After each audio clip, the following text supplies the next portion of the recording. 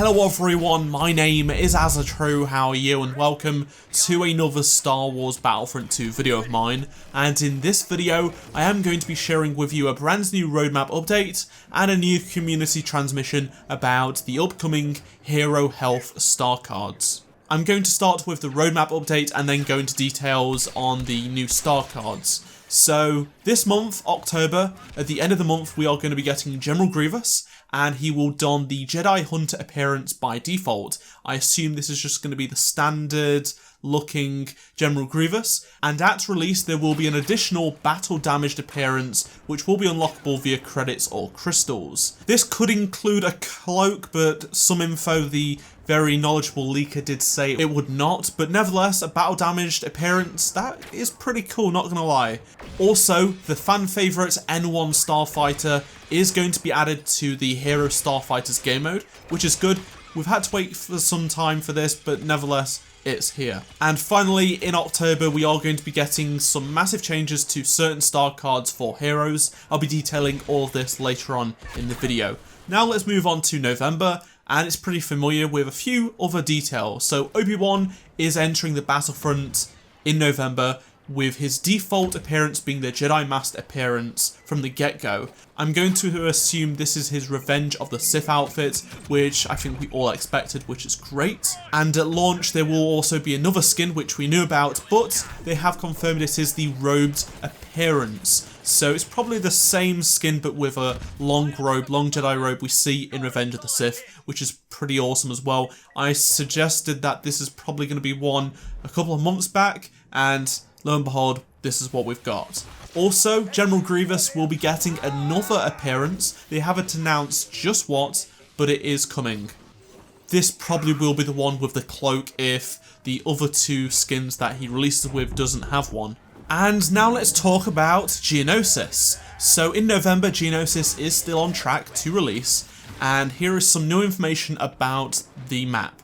So it says this new location will feature the native Geonosians as part of its living world, a non-interactive environment. The Geonosians played an important role in the Clone Wars, colluding with the Separatists led by Count Dooku to develop the plans for the Death Star. And along with Geonosis, we will be getting new vehicles on Geonosis, the STAP, the Bark Speeder and the ATTE, alongside new Clone Troop appearances for the 212th Attack Battalion, which is the one that Obi-Wan led. Now here is a bit of disappointing news. There is no game updates planned for December. It states December will see no game updates as we're preparing for the Clone Wars content releasing in early 2019.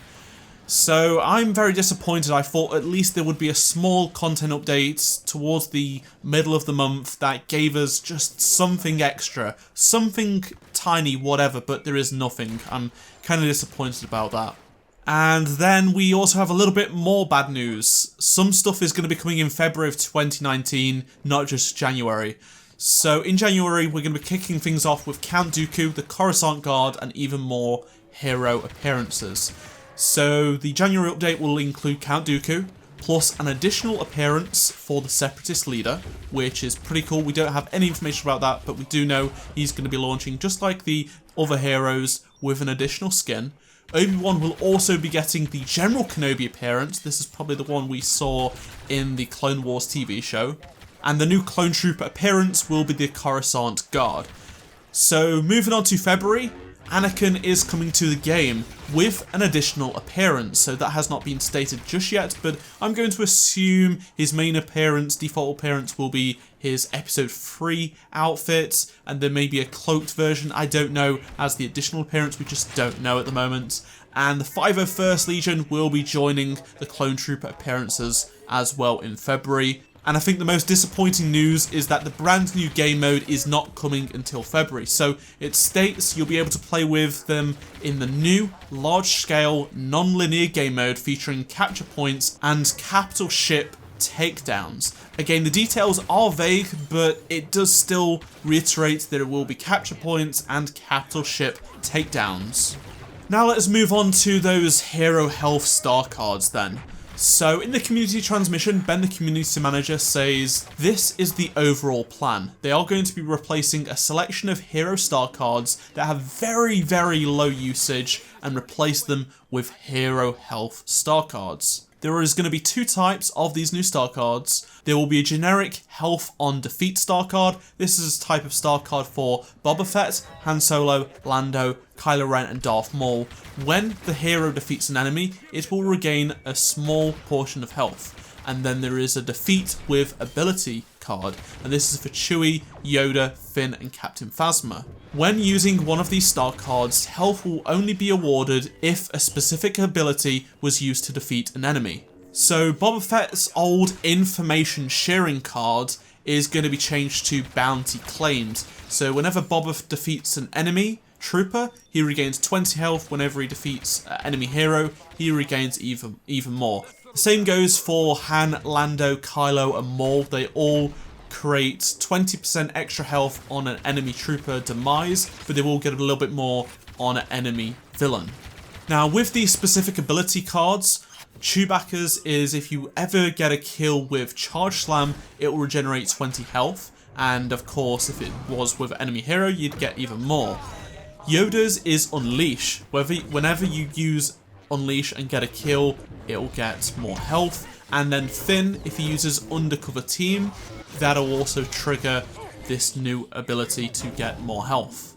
There is also a FAQ posted at the bottom of the community transmission saying, if I already own one of the star cards that are being changed, what will happen?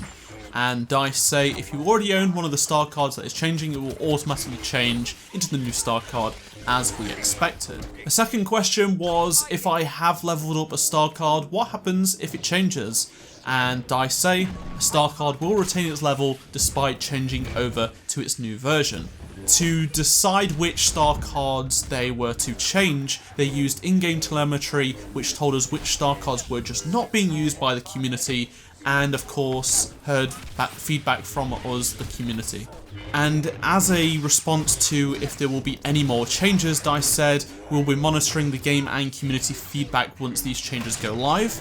We'll continue to tweak and balance through further updates to the game.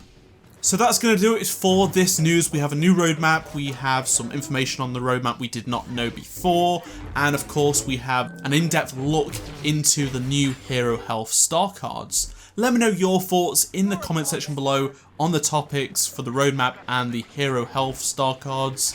I'm really excited to see how it changes the gameplay and such. I'm most disappointed about the fact that stuff is going to be going on into February next year, but also I'm excited for the new skins that are coming out, but I just really want to get my hands on Grievous as soon as possible. Thank you very much to my Patreon supporters, and if you want to check out how you can support me via Patreon, there will be a link on screen right now, and there will also be 2 other videos that you may have missed. Go check them out if you have not seen them already, and I shall see you all in my next Star Wars Battlefront 2 video. Goodbye.